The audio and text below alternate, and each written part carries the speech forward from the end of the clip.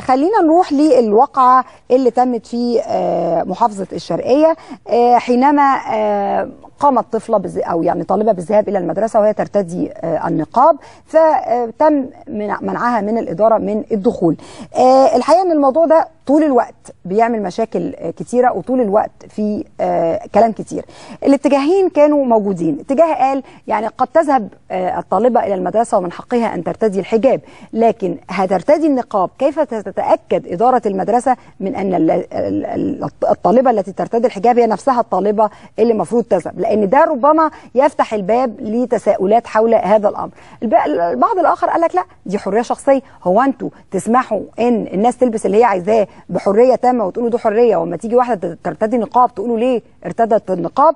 المهم أن القرار اللي تم اتخاذه من قبل السيد عابدين أحمد نبوي مدير الإدارة التعليمية بأبو كبير بمحافظة الشرقية، إن تم حالة واقع التعنيف الموجه للطالبة إلى التحقيق. هنتعرف على التفاصيل من السيد عابدين أحمد نبوي مدير الإدارة التعليمية بأبو كبير محافظة الشرقية. مساء الخير يا فندم. يا فندم مساء الخير. مساء الخير وسهلا. أهلا وسهلا يا فندم.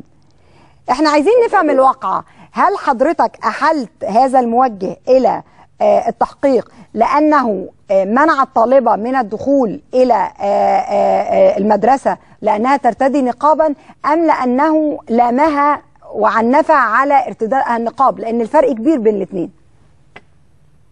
حضرتك هو مش منعها من دخول المدرسة. هو أحد الموجهين التابعين للإدارة التعليمية عندي في الوكيل التعليمية كان في زيارة للمدرسة. وفي أثناء مروره في الفصول مع مدير المدرسة لاحظ إن البنت مرتدية النقاب، فيعني بدأ يوجه لها نصائح إن هي في سن صغيرة، ويعني يعني لسه على يبدل وممكن ترتدي النقاب بعدين، مجرد نصيحة. فالبنت يعني خدت الموضوع بحساسية وحرجت في وسط زمايلها. فاتصل علي أحد أولياء الأمور والدها وحكى لي الواقع على الفور. كلفت مدير المدرسة في كتاب التقرير، لأنه المدير المدرسة كان بصحبة الموجه أثناء مرور داخل المدرسة. وكلفت مدير مرحلة التعليم الأساسي، لأن المدرسة اسمها مدرسة السيد الشيخ تابعة للتعليم الأساسي تابعة لإدارة الوكيل التعليمية.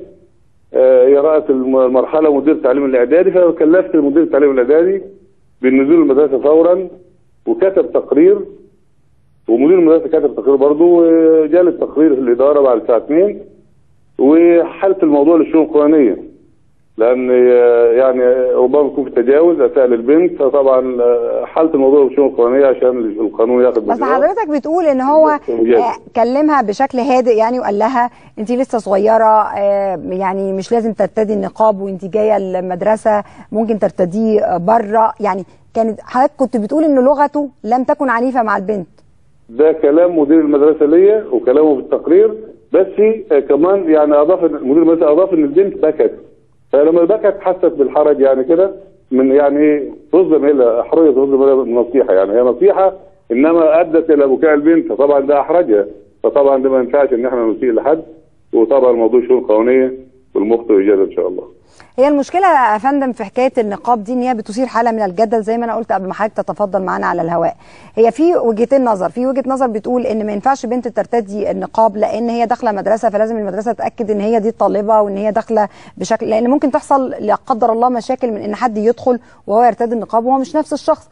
وفي ناس ثانيه بتقول لا يا جماعه دي حريه شخصيه، طالما هي عايزه ترتدي النقاب فلترتدي النقاب. نعمل ايه؟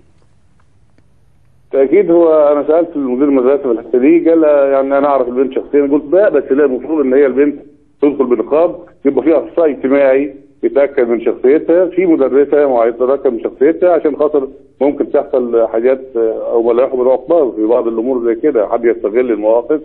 إنما نصح مدير المدرسة لازم أخصائي اجتماعي يشرف على الواقعة دي، أو أحد المدرسات اللي عملت في المدرسة. أنا الحقيقة معجبة قوي بالطريقة اللي حضرتك اتكلمت بيها يا أستاذ نبوي، لأن حضرتك عملت حاجة يعني مهنية جدا. حضرتك عملت تحقيق، والتحقيق ده يعني لم يتم فيه الانتصار إلى أي من وجهات النظر. حضرتك سمعت وجهة نظر مدير اللي قال إن الموجه يتكلم بالراحة وما كانش فيه حاجة، لكن في نفس الوقت حطيت في الاعتبار إن البنت ممكن تكون مشاعرها اتأذت، فعشان كده حولت الموضوع للتحقيق، يعني حاولت تعمله بشكل مهني محايد. حضرتك أولادنا لازم نحافظ عليهم مشاعرهم، وبنربيهم تربيه معتدله. وبرضه الموجه لازم يكون برضه لو نصح ينصح بطريقه تربويه، حتى بعيدا عن زمايلها في الفصل، ممكن ياخدها مع الاخصائي الاجتماعي ويتكلم بهدوء، يعني بطريقه تربويه ما تجرحش مشاعر حد. صحيح، التوازن في المعادله مهم جدا. انا بشكرك استاذ عابدين احمد نبوي مدير الاداره التعليميه بابو كبير بمحافظه الشرقيه.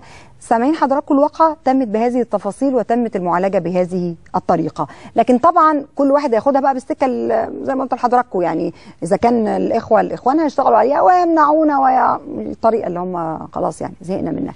الامر الثاني ان في تساؤلات تتعلق يعني ربما انا ما اعرفش الموجه ده وما بدافعش عن حاجه، لكن ربما هو شايف ان هذه الطالبه يعني صغيره في السن ليه تروح بالنقاب، خاصه وان يعني ما هو في كلام واضح من شيخ الازهر،